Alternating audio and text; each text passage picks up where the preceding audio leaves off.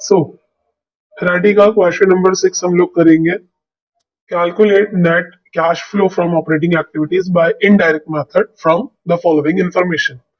देखिए मैंने आपको कहा था ना नेट प्रॉफिट, तो नेट प्रॉफिट दिया हुआ है, सैलरीज दी हुई है, डेप्रिसिएशन ऑन प्लांट दिया हुआ है, loss on sale of plant दिया हुआ है, इंटरेस्ट रिसीव्ड दिया हुआ है, profit on sale of investment दिया हुआ है, increase in current liabilities and increase in current assets. Current liabilities current assets यहाँ डायरेक्ट दिया हुआ है।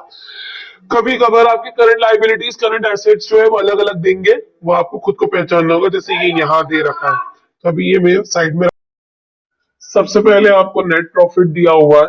मैंने आपको कहा था नेट प्रॉफिट आपको सबसे पहले लिखना है, तो नेट प्रॉफिट आपको लिखना है यहाँ पे नेट प्रॉफिट बिफोर टैक्स। कितना नेट प्रॉफिट दिया हुआ है? 75,000।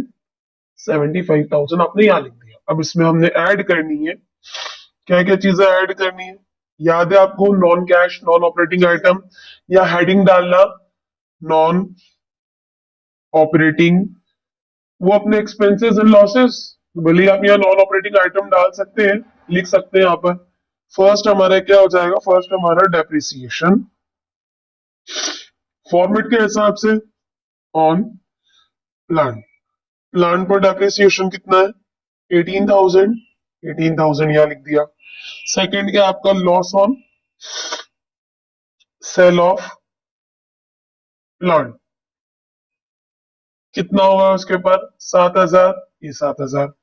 नेक्स्ट दिया हुआ है सैलरी। सैलरीज आपका ऑपरेटिंग एक्टिविटीज से डायरेक्ट रिलेटेड होता है, तो सैलरीज आप नहीं लेंगे। डन। आप यहाँ पर सिर्फ ये दो चीजें लेंगे जो आपकी ऑपरेटिंग एक्टिविटीज से डायरेक्ट रिलेटेड नहीं होती है, इनडायरेक्ट होती है, इसीलिए इसको इनडायरेक्ट मेथड कहा गया। इनको टोटल करेंगे तो इनका टोटल कितना आ जाएगा? 25,000। 25,000 आप बाहर लिखेंगे, यहाँ पर कितना हो गया? 1,00,000। ठीक है। अब हमने इसमें से लेस करना है। क्या लेस करना है? Non operating income and gain. यहाँ पर मेरे को लिख देना चाहिए था, वैसे आप लोग यहाँ पर लिख लेना बेटा, non operating expenses and losses. Done. क्या इनकम हुई है? Profit on sale of investment. Book आप साथ में रख के देखिएगा, हाँ तो ही समझ आएगा। Profit on sale of investment. Investment आपकी एसेट्स होती है ना, फिक्स्ड एसेट, तो उसको बेचा आपने तो उस पर आपको प्रॉफिट मिला है। कितना मिला है? 25,000। 25,000 को ब्रैकेट में शो कर दीजिए। नेक्स्ट क्या है आपका? इंटरेस्ट रिसीव्ड,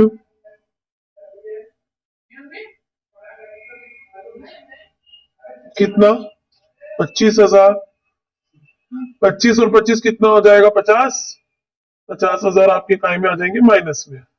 1,00,000 में से 50,000 माइनस करें तो कितना बच गया हमारे पास? 50,000। अब ये वाला 50,000 को आपको क्या लिखना है? Profit before change in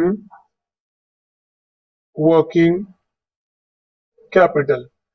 working capital में चेंज आने के पहले का जो ये है, ये प्रॉफिट है। ठीक है, इतना समझ आ गया। अब हमारी करंट एसेट्स एंड लाइबिलिटीज थोड़ा सा add.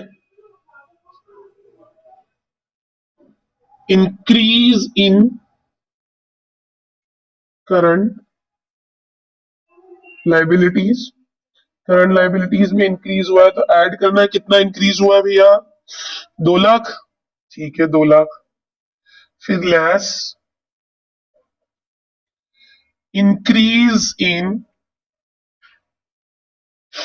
Current assets. Current assets में इंक्रीज हुआ है, कितना हुआ? 1,00,000। 1,00,000 माइनस का, मैंने आपको याद है इसका फॉर्मेट मैंने आपको बताया। मैंने कहा जो ऊपर लिखा हुआ आइटम उसी में से नीचे वाले को माइनस करके हम बाहर अमाउंट लिखेंगे।